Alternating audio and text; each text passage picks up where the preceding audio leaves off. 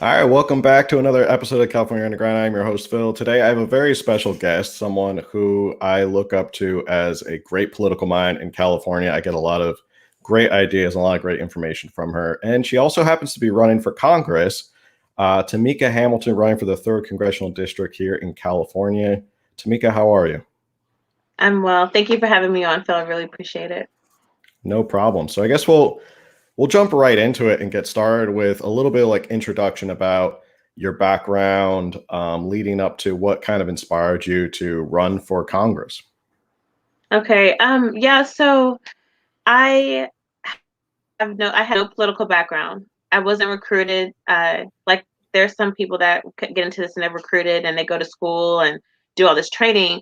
I actually was just sitting at a kitchen table with my friends almost 4 years ago now, and we were just talking about everything that was happening here in California and how we wanted to get involved and do something. And my thing was just like, we have to, go to the city council meetings and, do all the things from a local level to see what we could do.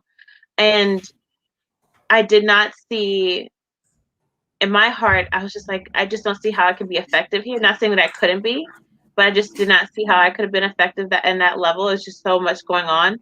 And I can get into that another day or another time we talk. But and my friends were like, Tamika, you need to go to Congress. And I was like, no. I was like, oh my gosh. And then it clicked and I tried to ignore it for like 6 months. Because I was still doing like the town hall stuff. I was still because we were like this Northern California is very robust. It's like people are involved, and they go to these meetings and it's packed. And but I just didn't feel like that was the right spot for me. So I just started making phone calls to because I was like, okay, I need some wisdom. I don't even know where to begin. And so I started looking for Republican clubs, and that's how I found out about central committees. And every district has a central committee, and some districts have one because they have one county. I have eight because I have eight counties. I have Solano, Yolo, Yuba, Lakeland, Sutter, Calusa, and a sliver of West Sacramento. And so I had to travel around this district, and I put 100,000 miles in my car after 2 years. After the 2 years was up, and getting to know the people, going to every single shindig you could ever think of. 5 people in a room, it's still 5 people in a room, and those 5 people can tell 5 people. But it wasn't something that I thought. I literally went into this just with my eyes just like, oh my gosh, like I didn't know it was going to be like this. I thought it was going to be totally different. I thought it was going to be like this thing where, I was immediately like brought into the fold, and it didn't happen like that. It was very much like I was an outsider coming into something that was already established. But I didn't quit, and they after 6 months they couldn't ignore me because I said I'm going to run anyway. So either you're going to help me or I'm going to just do it on my own. And that's kind of how it took off. I and again, like I said, I come from nothing. My family's from Maryland. I got stationed out here almost 10 years ago. My husband's a police officer. And so we were just regular people, no social media. I tell my friends that all the time. It's like, I had no social media. I was totally fine with being, anonymous until I go home to see Jesus. But we got into this because of our children and our community and loving our community, and obviously from a veteran standpoint, being in for and I have been in for 18 years in reserves now, but I was in for 14 years active duty, and there's just so many things that are happening that I just couldn't ignore the call to get involved. Great. So this is your second time running.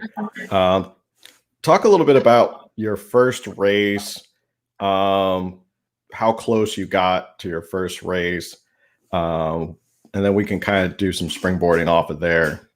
Mm-hmm. So my first race, it was, oh my gosh, I'm trying to think, how do I begin with this?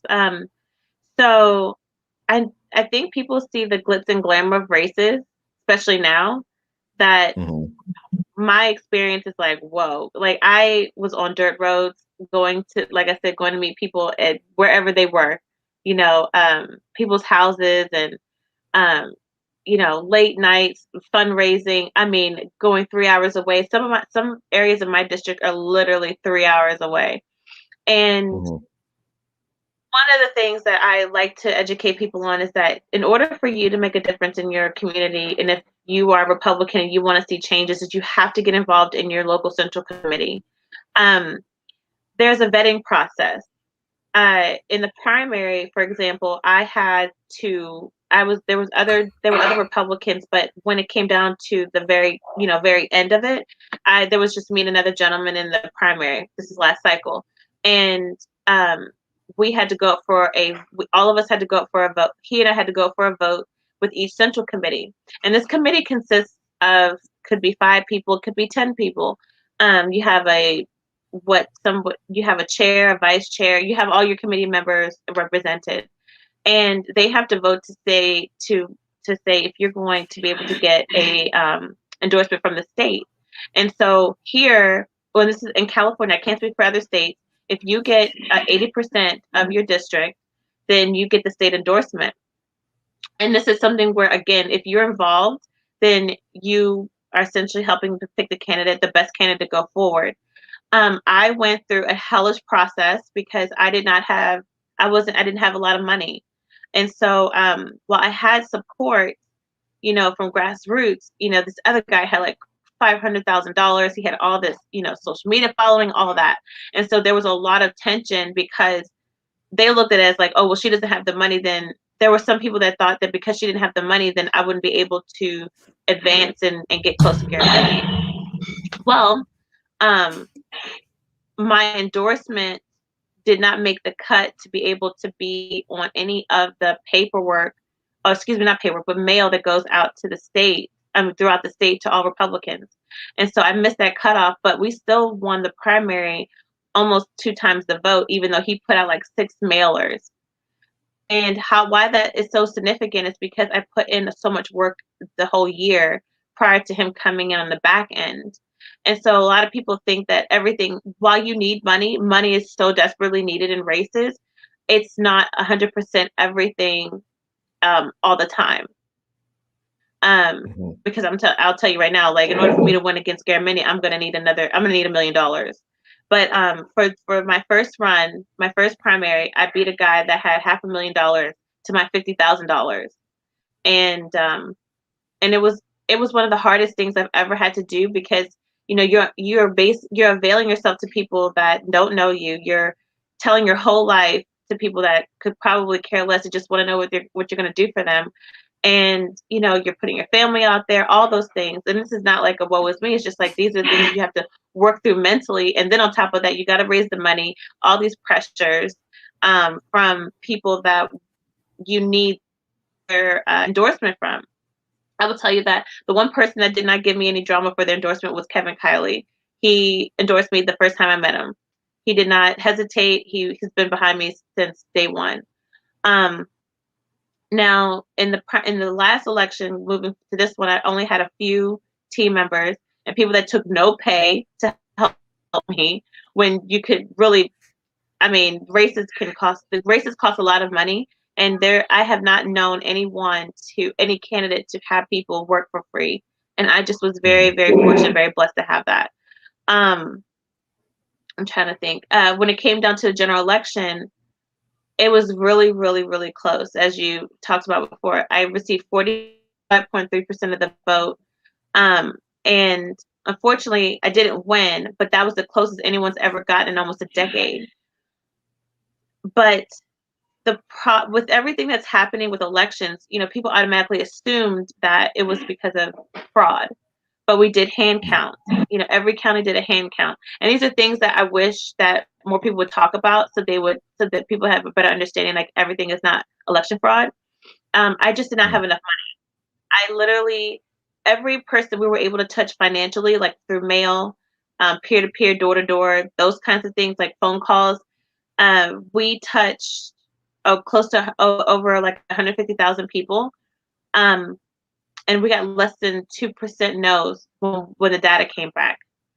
Now, can you imagine if we had another $100,000 to be able to send mail, make phone calls, do the door to door? We've been able to capture those 30,000 people if we only have 2% rate coming back saying no. Mhm. So that's what, so 2020 was such a great learning experience.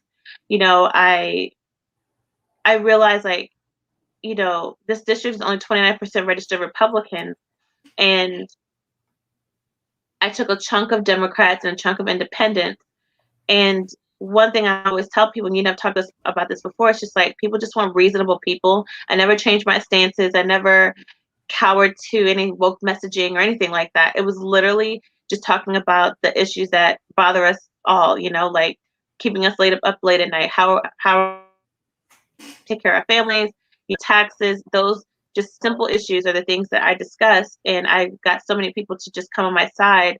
And also, I'm a new face, and this is a district that has 2 military bases. I'm military, law enforcement support, farmers. I was raised by farmers who are also veterans, and so I really, I literally, and it's not like, I didn't know any of these things when I first got in. I just was like, I'm going to run, but I fit the district. So Mhm. there was a lot of things that just made people feel comfortable with supporting me. Now we've gone from a staff of like 3 to a staff of 10. Again, still people making sacrifices to support this race.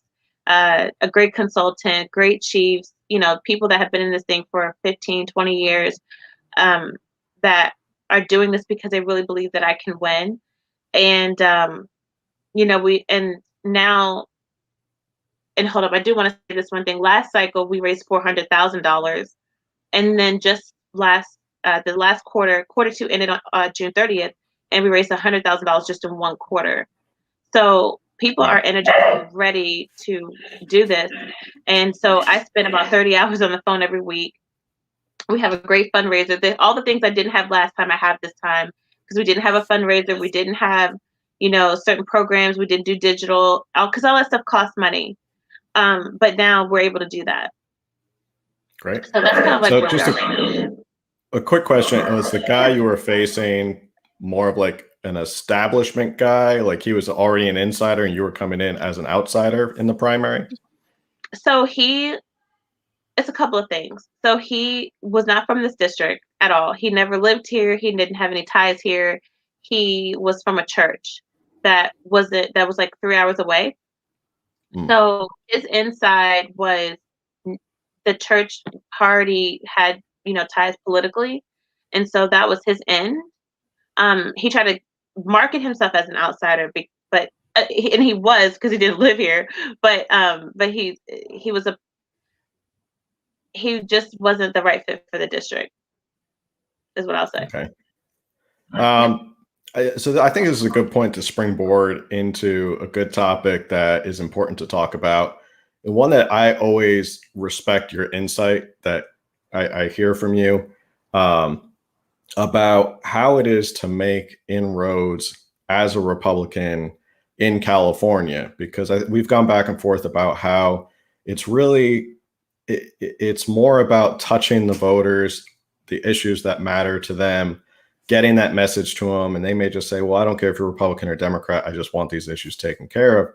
So Mm-hmm. what are some things you've learned in your last race and so far that you've made so much headway that are good lessons for maybe other California Republicans to hear and take with them out there when they're racing? Yeah, when they're raised. So one of the things is, I don't make people feel small for wanting to be a Democrat um or independent. People, like a lot of Democrats that I've come across are Democrats because of social standpoint. That social justice is important to them, and social justice means different things to different, to people.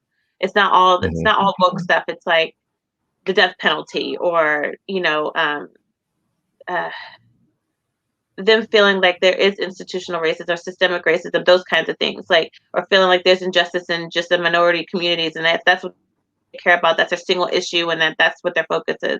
But for the other thing is that I don't I did not ride Trump's coattails. I just stuck Mm. to being a fundamental, reasonable Republican, and I was I've been in the Air Force for 18 years, and I've served under three presidents. Yeah, three presidents, and we respect them all, you know. And I just never was like, I look at him, he's a man, right? And one of the things that is so striking here in California is that, and this is something I tell people all the time, is that you have to let candidates be who they are, because every candidate, uh, not every candidate's message is going to be right for each district or each community or whatever. And so Mhm. what I would say is that when in California, we love Trump all day long, but is that going to is that going to be a message that can go to my district? No, it's just not. Mhm. You got to stick to the person that's in front of you, because I've met Republicans in my 30 hours every week. I kid you not. Um, that could care less about Trump. That wish, you know, they're just like, I'm Republican, but I'll vote Democrat just because of him. And it's like, that's a hard thing for people to hear. It's hard for me to hear, because I'm like, oh gosh, you know, but you know, and so what I did was that instead of me trying to focus on him, because that's something that comes up a lot because of the news, I literally just focused on me. I said, look, I'm going to be here beyond whoever's president. We respect our president. I'm not going to talk trash about a president, even, you know, regardless of how I feel. And we're just going to focus on the fact that I'm going to be here beyond that. And and if you don't agree with me on 100% of the things, then agree with me on 60. Agree with me on half. And then the other thing is, I also say, is like, is your life any better? And our lives are not any better here in California in the past 10 years. And so I just stick to like the really hard, like just going straight for the heart and just saying like, is your life any better? What can we do to make a difference? Okay, you don't like this person or you don't like this policy, but you like 5 other things, you know, and you like me. So then just take a chance, because it's only 2 years. And so I just go with that, and I don't give up. And when I talk to some Democrats on the phone, I've had people hang up on me and I call them back. I actually had 2 people hang up on me, and I called them back. And they said they're going to vote for me just because I called them back. You know, like that. There are people that want to know that someone's going to fight for their vote. And Mm. we're so much more on the same page than we are apart. And I think that's the part that's missing. And people feel like everybody's unreasonable on each side. So anyway, I don't want to be long winded, but I just really feel like there's so many different things that can be done. But the biggest thing is to just be you. Don't don't get caught up in the small things, and um and don't make people feel small. You know, it's just people have their different reasons why they are the way they are. But we just want to vote. We want to win. So just focus on that. Yeah, yeah, that's always something like I feel when it's always tough getting past that initial pushback of, oh, geez, you're Republican. Okay, you must be a Trumper or you must be a MAGA person or something like that. But it's almost like you have to get past that initial cognitive dissonance of, I don't want to agree with you. And then you get to the other side of it where they say, okay, well, I kind of like some of your, you know, we agree on some of these things. I think there's a lot of things. So I think Republicans need to get better at focusing in on those aspects, that the kitchen table politics, like we were saying before, focus in on those kitchen table politics and kind of push all that other drama out of the way. Mm-hmm. Just because people put up their walls and they get so guarded, Yes. especially when it comes to Trump. And I've said this before on lives that Trump is, I think he's toxic in California for any Republican. Mm-hmm. I know some people don't like to hear that, but it's true. I think Trump is toxic, and I think it's better to just focus on the real issues, the kitchen table issues. Mm-hmm. So speaking of issues, going back to your current race right now, Mm-hmm. what are some issues that you want to focus on when you get to Congress? And also, I think maybe for the listeners, describe your duties as a congresswoman as compared to a state legislature, like a state assemblyman or state senator, and like what's your focus as a congresswoman rather than Mm-hmm. here in the state capitol? Oh, that's a good question. So first policies. Water is a huge issue, which you already know. We're in a drought. Water storage has been something that has been asked for a couple of decades here in this part of the district. And Garamendi, my opponent, has said over the past 50 years that that's something that they're going to be pressing and working towards. But I mean, just even last year when he was running against me, he said, "Oh, we're going to have it in 18 months." It has been 18 months, and we still don't have water storage here in District 3. The other thing is school choice. I'm a big, big, big fan of school choice. I think that children should go to any school that they want to go to. I think that we should be having competition when it comes to teachers, just like any other thing, any other thing. They're getting our taxpayer dollars, and they should be doing um, way more than what's happening right now. As you know, it's District 3. Well, not as you know, because you don't know my district very, very well, but District 3 is in need of better schools and more opportunities, and we don't have that right now. Private schools are booming, and people are looking for those homeschool options as well. And I know people on long wait lists trying just to get into those things. My husband being in law enforcement, one of the things I do want to talk about when I get to Congress, and even obviously before, is police reform. I do believe that there are some things that we do need to change, and we need to, we need to work on. And I think that shouldn't be a scary topic for anybody to discuss, because we want to have good community relations with our police officers. And my husband, he's been doing this for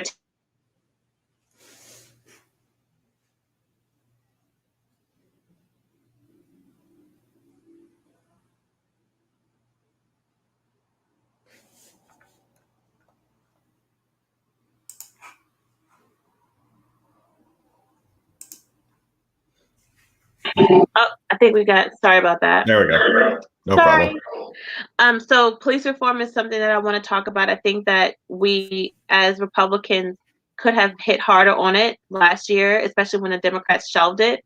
And look at crime has skyrocketed, and then our police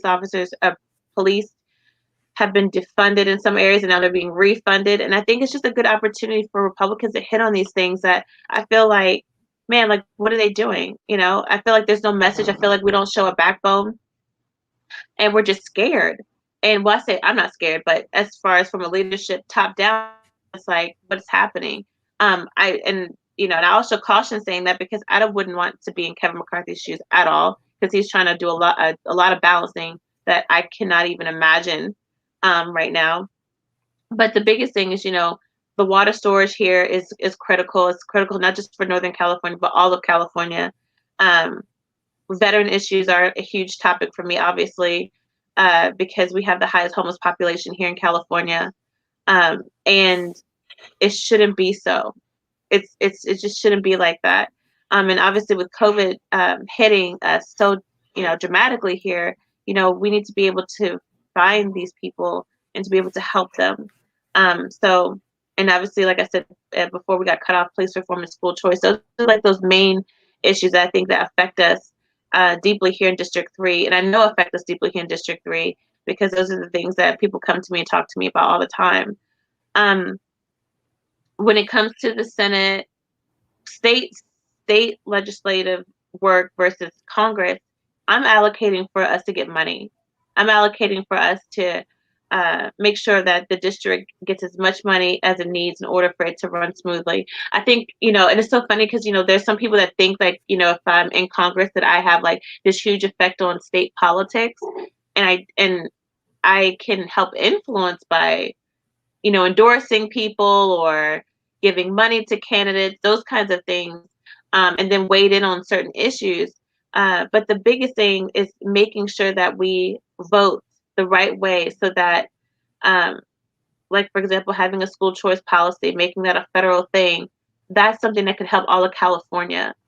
And I think that sometimes people get caught up in wanting to, like, thinking you're gonna can do something locally. It's like, I wish I could, but I can't. I can't wave a wand. But again, that's why people need to get involved in the Republican Party locally.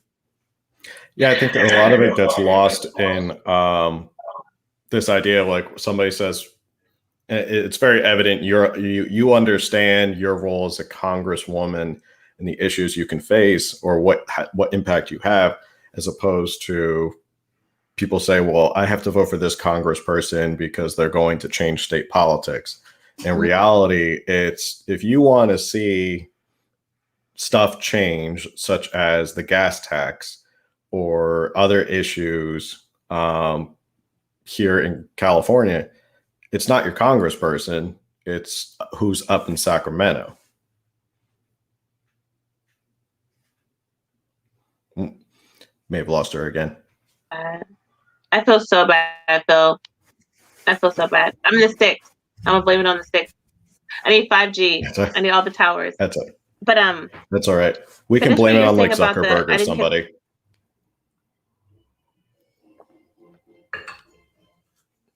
Oh, we lose her again.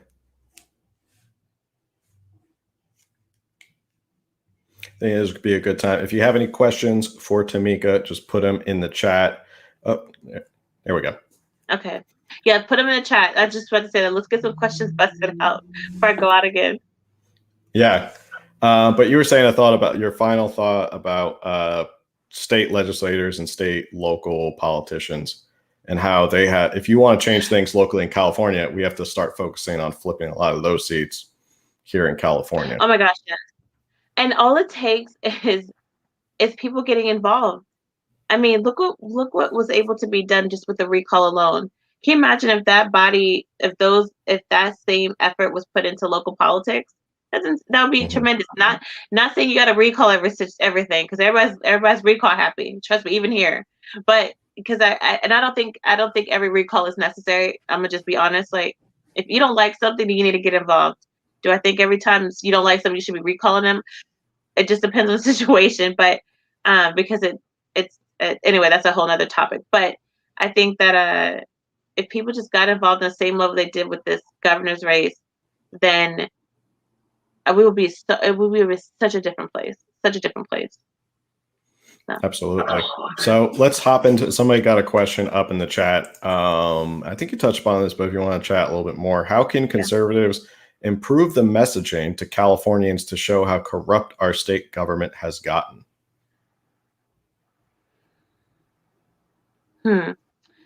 So again, this goes back to how well you know your neighbors.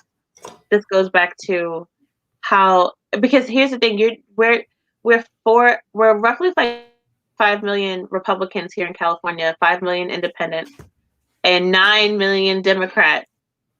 And it didn't just happen overnight. Like, none of this stuff happened overnight. So we have to talk to our neighbors. And that's where it all, like, literally, that's where it begins. Like, that's how I got into this. I was talking to some friends, and we were just like talking about the issues.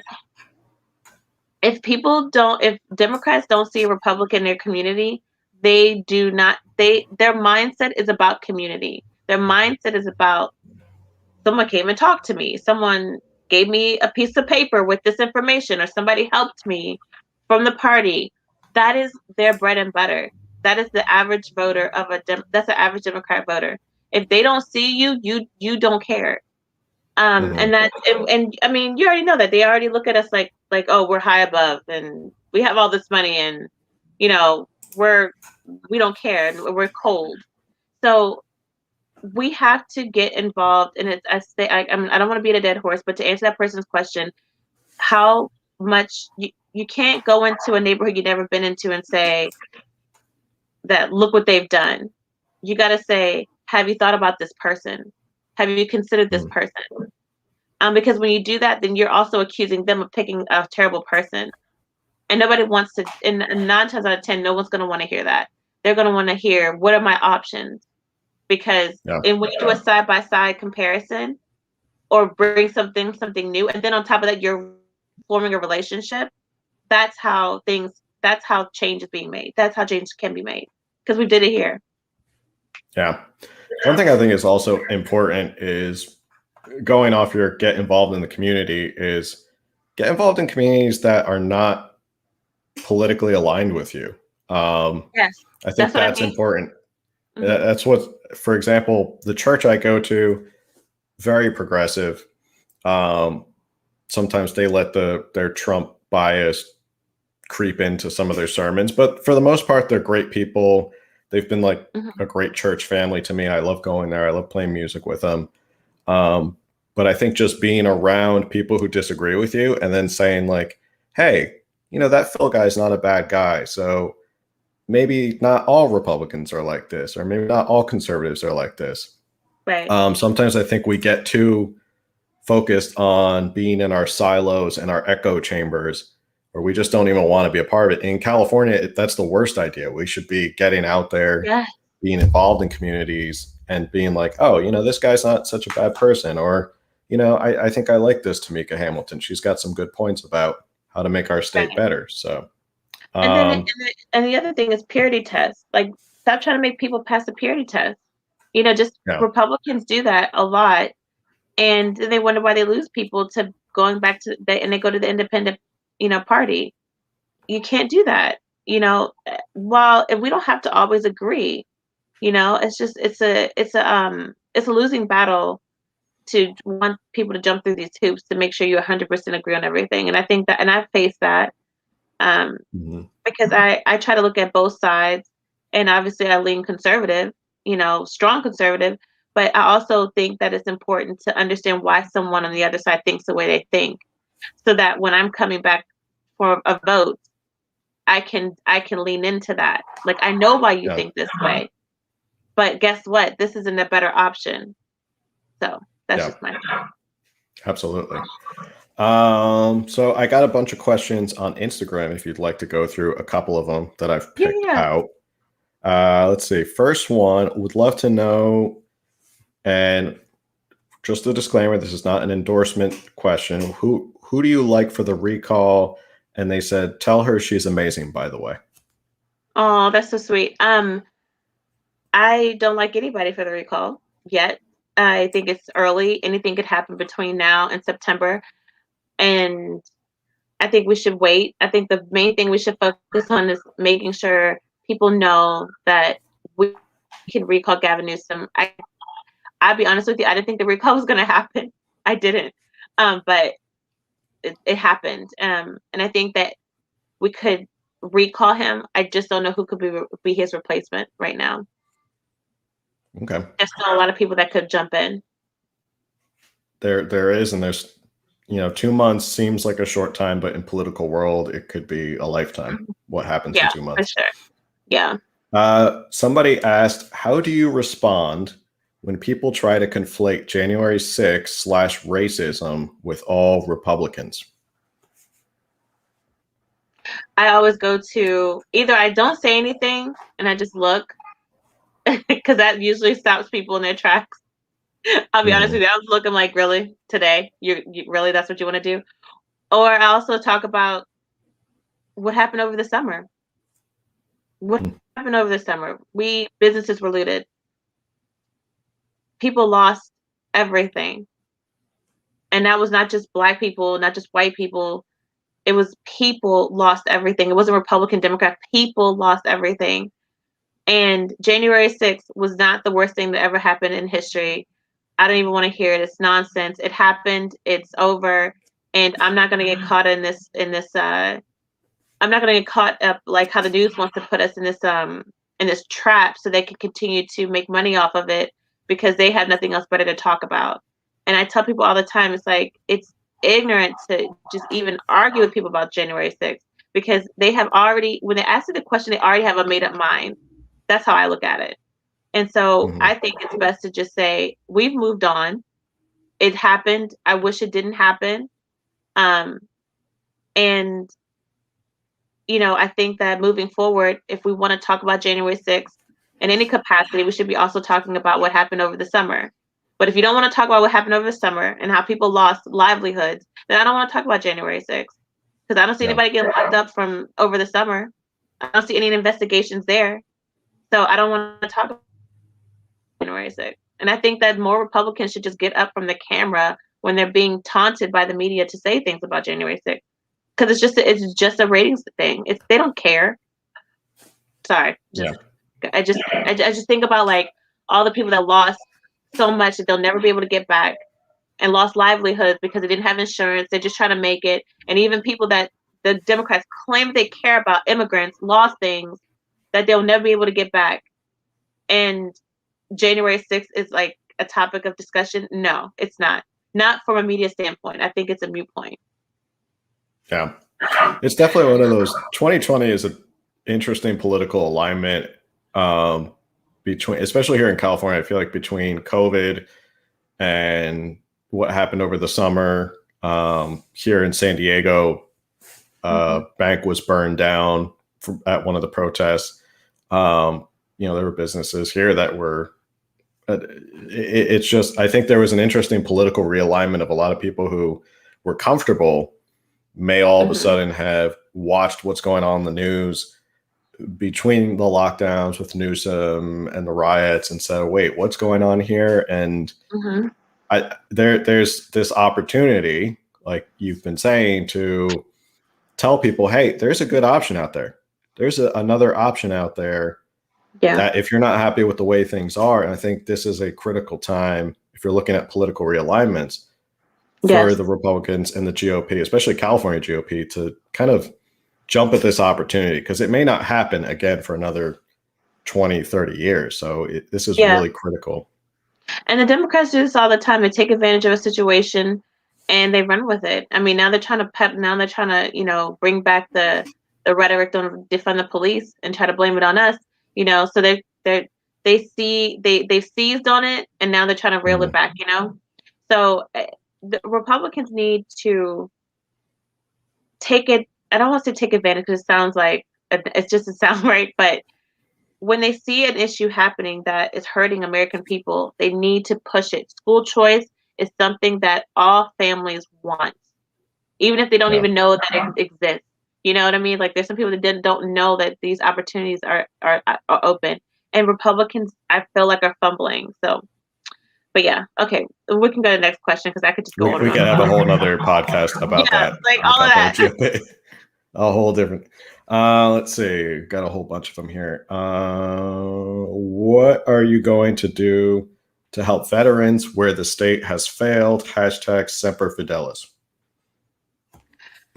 So my thing is that we're not rolling our sleeves up and getting dirty, meaning that there are so many groups that need to be kind of ignited, in a sense. Like, there's, local chapters of veteran groups that just need some support so they can do things that they would love to do to help veterans. And I think that we need, again, this is all about community involvement. And I'm only one person, but I want to push all these people to the forefront so that they can have all the things they need. There used to be a stand down. For example, this is a stand down. I don't know if you've seen those when we're in Stockton, but they stopped it during COVID here, for instance, and all the military that knew about it or could be contacted, communicated with, they will come to the stand down, get medical stuff updated, and get shots. They'll be taken care of for a matter of days, like 3 or 4 days, something like that. I volunteered one time for it. And that's something that needs to be done on a larger scale, and something that's something that's really important to me, because I go to veterans homes and I realize, like, wow, like, some of these people have been abandoned. And if people in nursing homes, veteran nursing homes, are abandoned, can you imagine how the people that just regular people feel that are here in California and struggling, So anyway, my thing was, like, to push groups on the forefront that already wanted to do things to help veterans, but they don't have the means because it costs money. But they have a lot of time. There's a lot of retirees that have a lot of time. And the other thing is that when you get out of the military, like, I was active duty 14 years and I got out, job placement is so huge when you get out. And I want to make sure that people have job placements. Like, they are not getting stuck in this, like, in this cycle of applications. Like, I think veterans should have priorities in certain situations. I'm not saying that they should just, get any job. I believe in job training and obviously, doing those things. But, when they get out, they should have opportunities waiting for them. And there should be, and you have to transition out, and I don't want to be long-winded, but there's so many things that can be done to assist people when they get out so that they're not in a position such as being homeless later on in life.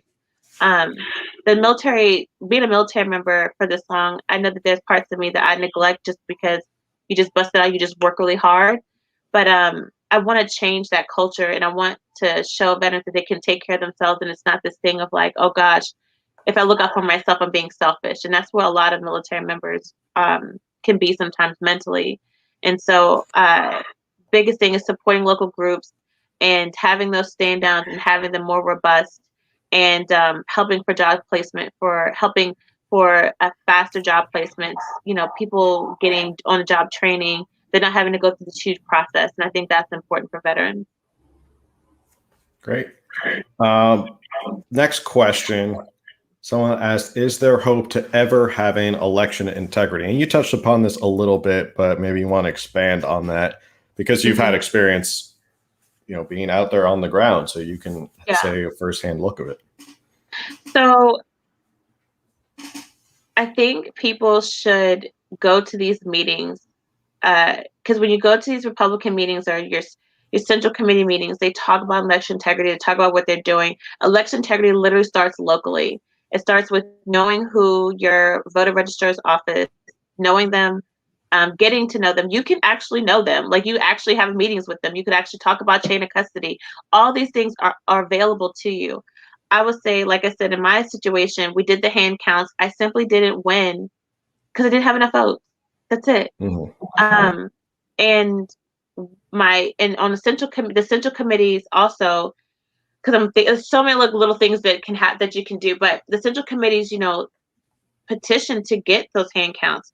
And if you're on the central committee, there's so many people that you'll meet, and so many organizations that you'll get involved in that take you down those rabbit trails, so you can find out, like, oh my gosh, like, there's a pathway for me to understand elections better. And it's not something that's like this, it's not like this, like right now, I feel like people feel like there's no hope. But it's no hope because you're not in the game to know what to do. It's really simple. Get involved, volunteer. You can, and people say, well, Democrats don't have a job. I hear that so many times. I just like shut it off. And I'm like, no, Democrats actually take the time. And if you look at some states, they actually pay people to count votes. How about you just volunteer? It's just being there in the room counts, being there for chain of custody counts.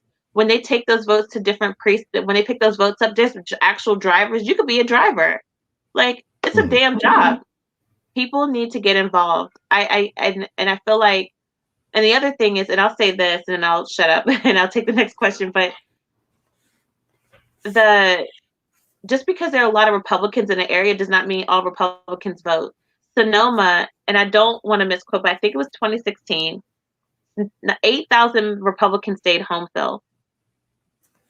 They did not vote. And they said that when they came back, like, why did it vote? Oh, Trump was just going to win. We didn't need to go out. Or I was busy. These are Republicans.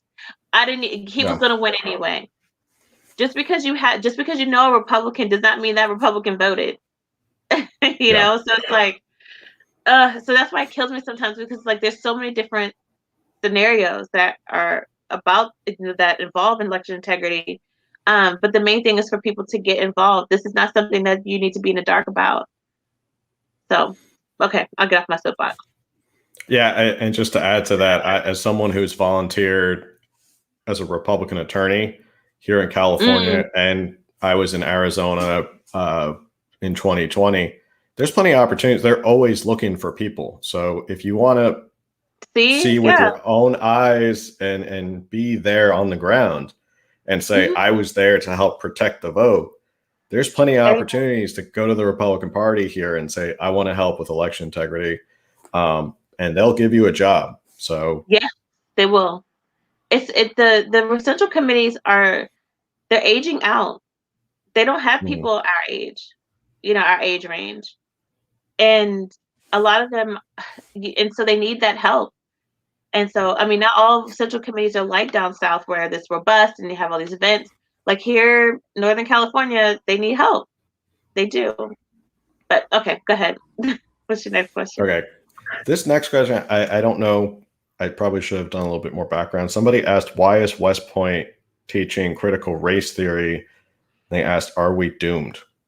So I don't know if they actually are teaching critical race theory. I don't know either. But if you want to maybe touch upon critical race theory and what you would do in Congress with critical race theory. So I don't think that we should be teaching division at any point in time, and then using a nice little fluffy term called critical race theory, anything like that, to say all white people are bad, or let's talk about something that happened when we weren't even here. It's just literally another way to keep us divided, and I don't believe in it. And it's something that obviously when I get into Congress, I'll be fighting against it. I don't think we're doomed. I don't believe in doom and gloom messaging, and I feel so bad that, and I probably should do more videos or something like that, but you already know how I feel about videos. But we are not doomed. Like, we're just not doomed. Right now, a lot of people thought that Trump was going to win, and he didn't. And it's gotten people to feel like, well, what's happening? And I think that like I said, 2016, 8,000 people stayed home. It is not the end of the world that Trump is not in the White House right now. This is an opportunity for us to fight back and fight hard. This is not this. I think that a lot of people, and I can only speak for the people that are new and is trying to understand like their role of what they can do. It's like so many new people are in this, and they're just like grabbing headlines, that they're not doing the research, and so they feel like this is the end, when really we've been in these situations before. But what did we do? We sat back. Republicans sit back. Collectively, Republicans sit back. Dinesh D'Souza said this weekend. This is something I talk about all the time. And he said it. He was like, Republicans cannot afford to sit back anymore. This greater good stuff has to stop. No, that's not. And Kamala Harris said this the other day. They're not. Well, not the other day, but she said this last year, that they're not going to stop. They're not. So what do we need to do? We need to go and push back. And not this thing where we're just rebuttaling every single thing that they do. No, we need to get in and work. Stacey Abrams, it took her 10 years, but she flipped Georgia. She didn't stop. And it's like, I just, and I'm not getting on the person about, I just think like, man, I hear doom and gloom all the time, and I'm thinking, we've been here. Now it's the opportunity to act. So, sorry. No, I agree. And I think, I always give them credit. I always say Democrats are always on offense. I feel like Republicans are always on defense. Every election cycle, we're kind of like, it's like a sigh of relief that Texas didn't turn blue. It's always like, oh, well, we held on to this state for one more cycle, and then but the margin keeps shrinking and shrinking. And whatever your opinion about Stacey Abrams is, she got out there and did it. She registered voters. She was on the ground. Supposedly that's what Richard Grenell wants to do here. I haven't seen it yet, but I'd love if he did the same thing here. It costs a lot of money, and that's why volunteers are needed. It costs so much money. Yeah. So if people want to get involved and push back or fight back or try and save the state, volunteer. There's plenty of volunteer opportunities to get out there, and people always need help. So to give everyone an idea of like how long it took to get you on this podcast, I think I asked you like over a year ago. And I don't know if you remember, but this was probably when I was just a little nobody that no one even cared about. I had asked you. Well, I was a little guy that a couple people tuned into. I asked you for this pamphlet from the 1996 Ethnic Summit for the California GOP. What? Oh my God. Yeah, you had posted about it on your stories. Send it to you? Did I send it to you? You did. Yeah, you did send it to me. So because I was looking for your email and I found it. I said, oh man, this is from like, I think it was like October 2020 or something. Oh my gosh. At least I'm so glad I sent it. I get so many DMs. But the real question, I think we can end it on this question. This pamphlet basically back in 1996 had gone through how the California GOP was not prepared to really reach out to minority communities here in California. And the paper basically warned, it said like, hey, if you don't pay attention to this and start building a message to bring minorities into the California Republican Party, You're gonna we're going to lose. get clobbered in the future. And it's basically come true now. So I don't know if Yeah, you remember that paper, if you have a comment I on do. it. I do. I do. It is. It is like if I could frame it, I would frame it. And I actually got this from one of my mentors. Again, you know, it's it's like it. Like you said, it's something that's like the writing on the wall. Is you saw like the paper literally said it and it did it. It did exactly what it said it was going to do. The Mm-hmm. machine, the system, all of that. Um, I want people to understand that when you're wanting to win a race, you got to look at numbers. And I did not know the numbers. So I'm gonna be honest with you. When I first started, I did not know the numbers. But now that I know that God just has grace on me. But you got to know your numbers. And when people say, "Oh, well, should we just abandon a city? Should we just abandon a city, Phil?" No, we're not saying abandon a city. But one candidate in a blue district is not going to be able to turn that district in a year, a cycle, 2 cycles, 3 cycles. It is going to take a Stacey Abrams type of momentum to do it. It's going to cost a million. You could drop right now. I could drop a million. I mean, not a million, $100 million into a deep blue city district. Excuse me, and I would not win. I wouldn't win. Why? Because you cannot change someone's ideology in a cycle. You just Yeah. can't. It's not even like it's not up for debate. Yeah. When you're talking about registration numbers. Now, where and no one that's on the California GOP today was there in 1996. So they're trying to make those strides, but it's hard because you need the money. You need the money to do it. I need about $2 million to win my race, you know, and we're well on our way to do that, but it's going to take so much. I cannot stress enough. Like, and people will say, well, what do you need $1 million for? Mail alone is hundreds of thousands of dollars. And that's why when people talk about the governor's race, I'm like, unless I get a phone call, you're not real. Unless I start seeing some mail, you're not real. Are you connecting Mm-hmm. with 4 million Republicans? No, they're not. That's why I say, like, and like John Cox, his war chest is insane. And he's sending out mail. He's doing phone calls. He's not my, I don't know him. I don't know what he stands for. I know he's a Republican, but I'm just using him as an example because he's the name ID right now, behind Mm-hmm. Kevin Faulkner and others.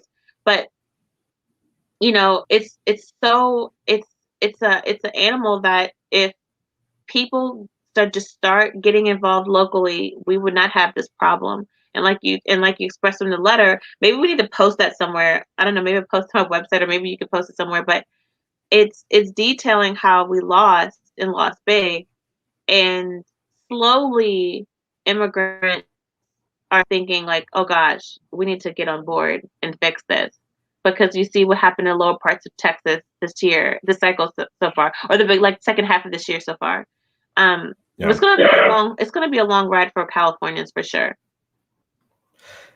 Yeah. I know, understand that there's always better places to spend your resources. Mm-hmm.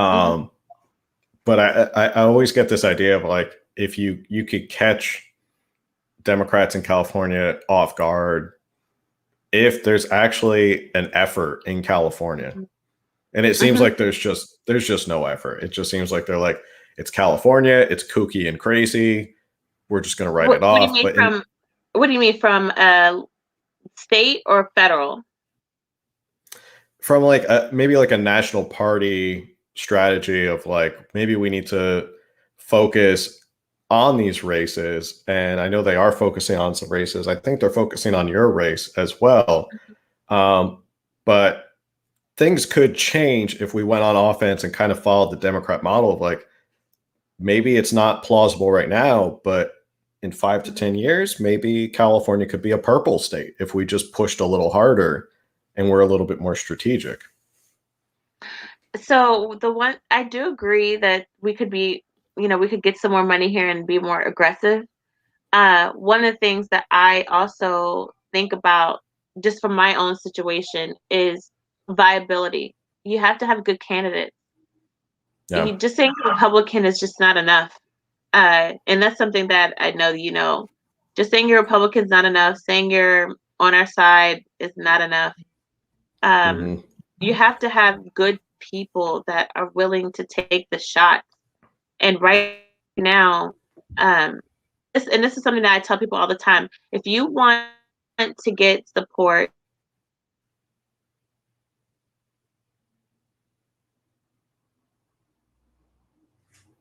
I think we have to refresh for a second.